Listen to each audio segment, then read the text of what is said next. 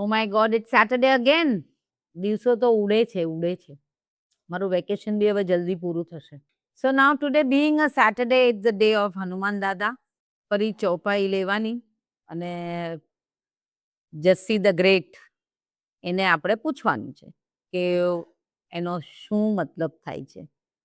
Okay, being a very powerful thing to read, I would request people who believe to read all this.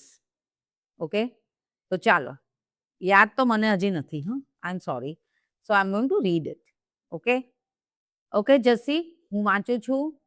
અષ્ટ સિદ્ધિ નવ નિધિ કે દાતા, असबर दीन जानकी माता, राम रसायन तुम्हारे पासा, सदा रहो रघुपति के दासा.